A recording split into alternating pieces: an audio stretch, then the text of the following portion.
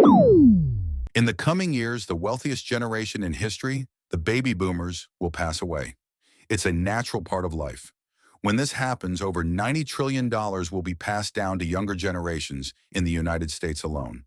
This amount of money could help solve many financial problems like student debt, expensive housing, low retirement savings, and credit card debt.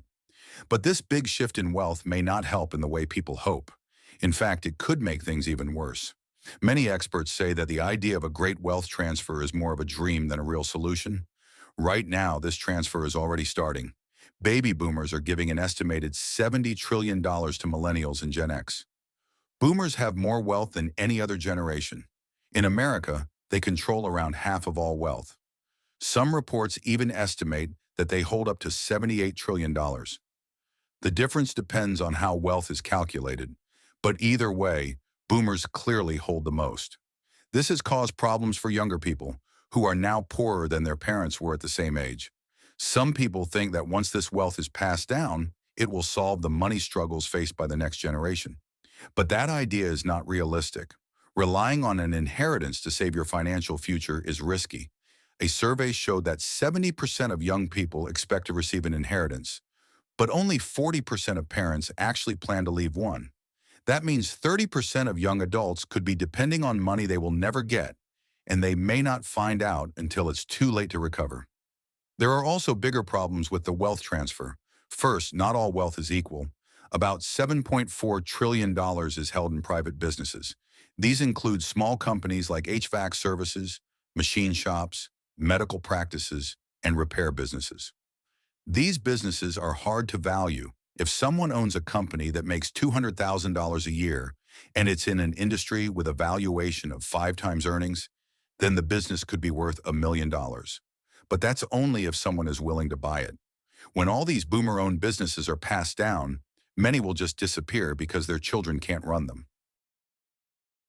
Many small businesses owned by baby boomers, like dental clinics, roofing companies, or local repair shops, can't easily be passed on. For example, nearly half of all doctors work in practices that they own themselves. But if they retire or pass away, the business is often useless unless their child is also a doctor. This is very rare. The same goes for many other industries where skill and licensing are required. Without a successor, these businesses shut down. This is not just a problem for families who lose the business, it also affects local communities. Services vanish, and young people lose chances to learn trades through apprenticeships, making job training even harder. However, some people are benefiting. Investment firms are buying these small businesses for cheap. It's called rolling up.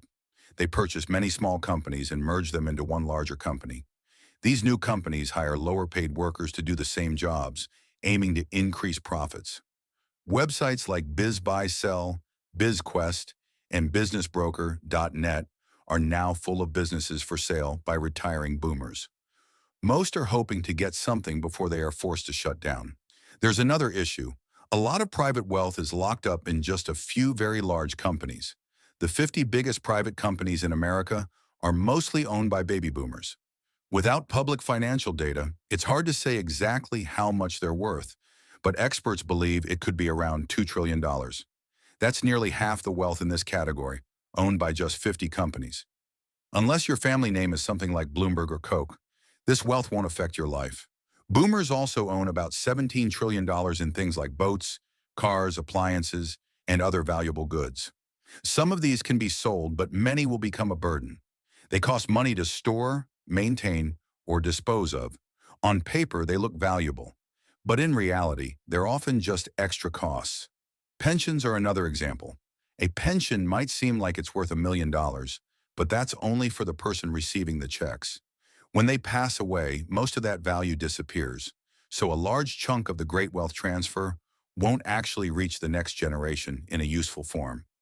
That still leaves one major asset class: cash, stocks, and housing. Boomers are holding around $4 trillion in these assets. Many hope that this wealth will help fix some of today's problems. But housing in particular has its own issues. Boomers own almost as much real estate as millennials and Gen X combined. This control over the housing market has made it harder for others to afford homes.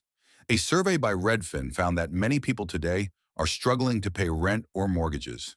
To keep up, they are working extra hours, selling belongings, or even skipping meals. Housing has become a major burden for almost everyone, except those who bought homes decades ago when prices were lower. At first, it might seem like inherited homes could help. If you inherit a house, you can live in it or sell it. That would add supply to the market and help ease the housing crisis. But most people won't inherit homes. Medical costs for seniors are rising fast. Studies show that most health expenses happen after age 65, but half of seniors have no savings for health care, and many can't afford long-term care, which can cost over $100,000 per year. Medicare doesn't cover it, so many seniors sell or refinance their homes to pay for these costs. As a result, fewer homes will be left to pass down. Reverse mortgages are already on the rise. Since 2019, the number of people pulling cash from their homes through refinancing has doubled. This means even seniors who own homes are using them to stay afloat, not to leave behind wealth. So far, the great wealth transfer is leading to the loss of small businesses, higher housing costs, and more debt. There is still one large source of wealth: stocks and bonds. Boomers own more of these than any other generation. While stock ownership is growing, the richest 10% of Americans own 93% of all stocks. The bottom half of the population owns just 1%. Among boomers, inequality is even worse. Just a few billionaires like Bill Gates and Elon Musk own 10% of all stock wealth in their generation. The rest is divided among 70 million people. Some wealth is being passed on early through help with college or home buying, but if you're still waiting for the wealth to reach you, it probably never will. Thanks for watching InvestingFlix. If you found this video helpful, don't forget to like, share, and drop a comment below. For more expert insights on personal finance, investing, and wealth building, hit that subscribe button and turn on notifications so you never miss out.